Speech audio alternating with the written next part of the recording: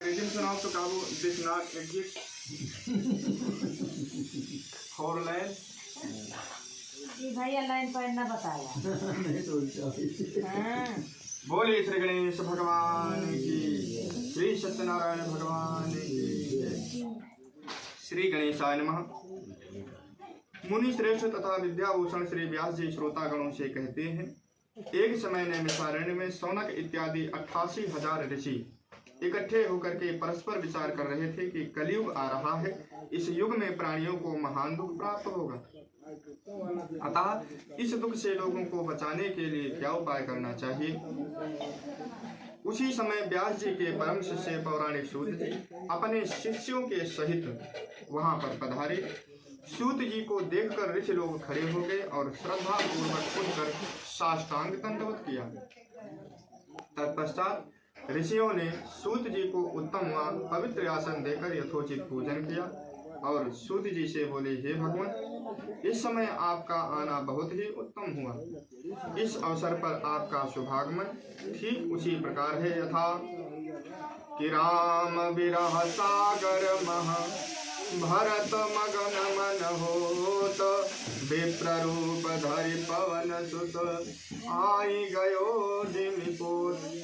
अर्थात हम लोग शोक सागर में डूब रहे थे, आपने नौका सदृश हम लोगों का उद्धार करने के लिए पदार्पण किया, यह प्रसन्नता का विषय है। हे प्रभु, कराल कलयुग निकट आ रहा है, धर्म की किस प्रकार रक्षा होगी, इस चिंता से हम सब दुखी हैं, क्योंकि इस कलयुग में इस प्रकार के मनुष्य होंगे। सुनिए कि भगवंत कथा ना रुचेगे जिन्हें, नहीं शास्त्र के बात पे ध्यान धरेंगे, पढ़ के अंग्रेजी कहाएंगे साहब, होटल में मदपान करेंगे, करी खंडन तीर्थ मंदिर का, नहीं पुण्य कथा रुदान करेंगे, कभी चंचल तीय पराई चाहे, घर की घरनी का न मान करेंगे, अबला तन देख जवान सभी निज, मात पिता को नहीं चाहेंगे,